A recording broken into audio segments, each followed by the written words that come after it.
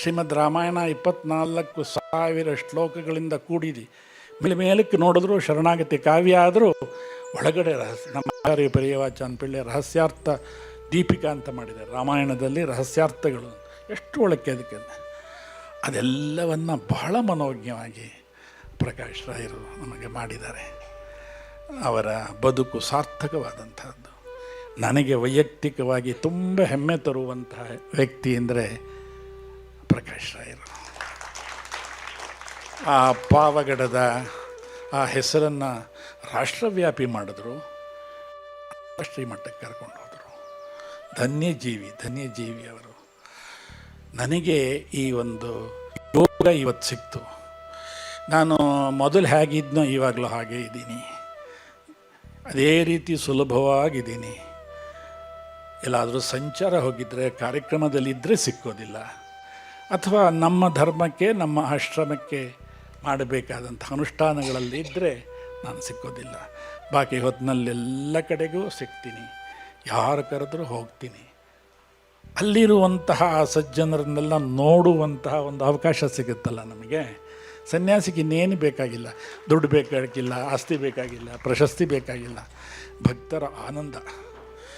ನೀವೆಲ್ಲರೂ ಪ್ರಕಾಶ್ ರಾಯರನ್ನು ಗೌರವಿಸ್ತೀರಲ್ಲ, ಪ್ರೀತಿ ಮಾಡ್ತೀರಲ್ಲ, ಅದನ್ನು ನೋಡಲಿಕ್ಕೆ ಬಂದೆ. ನಾನು ಖಂಡಿತ ಸನ್ಮಾನ ಮಾಡಿಸ್ಕೊಳ್ಳೋದಕ್ಕೆ ಯಾವುದೇ ಕಾರಣ ಹುಡುಕಿದ್ರೂ ಸಿಕ್ಕೋದಿಲ್ಲ. ನಾನು ಅತ್ಯಂತ ಸರಳ ಸಾತ್ವಿಕ ಸನ್ಯಾಸಿ. ಮಠಾಧಿಪತಿ ಅಂತ ರಾಮಾನುಜರು ನಮ್ಮ ಮಠಾಧಿಪತಿ. ಅದರಿಂದ ಇವತ್ತು ಸ್ವಲ್ಪ ಕಾರ್ಯಕ್ರಮವನ್ನು ಬದಲಾಯಿಸಿ ನೀವೆಲ್ಲರೂ ಒಪ್ತೀರಿ ಅಂತ ಕಾಣುತ್ತೆ, ಹೌದಲ್ವಾ? ಕೃಷ್ಣನಿಗೆ ಸನ್ಮಾನ ಮಾಡಿದ್ರೆ ಬೇಡ ಅಂತ ಯಾರಾದರೂ ಹೇಳ್ತೀರಾ? ಕೃಷ್ಣ ಯಾರ ಹೃದಯದಲ್ಲಿ ಕುಳಿತು ಕುಣಿದಾಡ್ತಾ ಇರ್ತಾನೆ ಅವರಿಗೆ ಸನ್ಮಾನ ಮಾಡಿದ್ರೆ ಬೇಡ ಅಂತೀರಾ? ಇಲ್ಲ. ಇಷ್ಟೊತ್ತು ನನ್ನ ಮನಸ್ಸಿನಲ್ಲಿ ಕೃಷ್ಣ ಕುಣಿದಾಡ್ದ. ಆಮೇಲೆ ನೋಡಿದೆ ಪ್ರಕಾಶ್ ರಾಯರ ಹೃದಯದಲ್ಲಿ ಅದೇ ಕೃಷ್ಣ ಕುಣಿದಾಡ್ತಾ ಇದ್ದಾನೆ. ಅದಕ್ಕೆ ಈ ಅಮೃತ ಮಹೋತ್ಸವದ ಶುಭ ಸಂದರ್ಭದಲ್ಲಿ, ಅವರ 75ನೆಯ ಹುಟ್ಟುಹಬ್ಬದ ಸಂದರ್ಭದಲ್ಲಿ ನಮ್ಮ ಯದುಗಿರಿ ಯತಿರಾಜ ಮಠದ ವತಿಯಿಂದ ಕೃಷ್ಣನಿಗೂ ಸನ್ಮಾನ ಮಾಡ್ತೀನಿ.